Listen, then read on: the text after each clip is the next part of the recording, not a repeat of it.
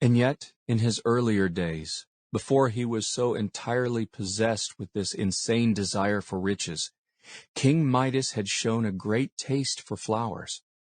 He had planted a garden in which grew the biggest and beautifulest and sweetest roses that any mortal ever saw or smelt.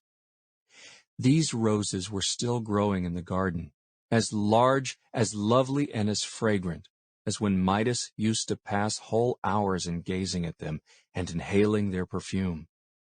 But now, if he looked at them at all, it was only to calculate how much the garden would be worth. If each of the innumerable rose petals were a thin plate of gold. And though he once was fond of music, in spite of an idle story about his ears, which were said to resemble those of an ass, the only music for poor Midas now was the chink of one coin against another. At length, as people always grow more and more foolish, unless they take care to grow wiser and wiser, Midas had got to be so exceedingly unreasonable that he could scarcely bear to see or touch any object that was not gold.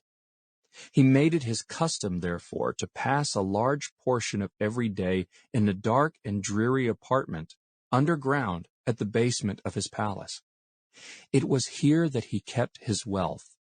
To this dismal hole, for it was little better than a dungeon, Midas betook himself whenever he wanted to be particularly happy. Here, after carefully locking the door, he would take a bag of gold coin, or a gold cup as big as a wash-bowl, or a heavy golden bar, or a peck measure of gold dust, and bring them from the obscure corners of the room into the one bright and narrow sunbeam that fell from the dungeon-like window. He valued the sunbeam for no other reason but that his treasure would not shine without its help.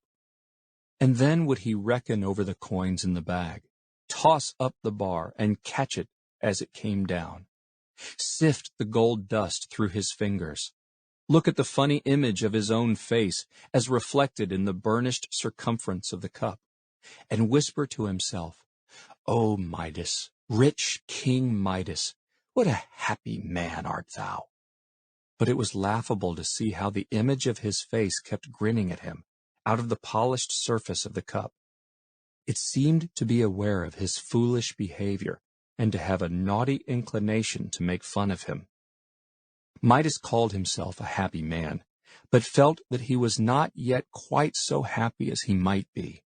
The very tip-top of enjoyment would never be reached unless the whole world were to become his treasure room and be filled with yellow metal which should be all his own.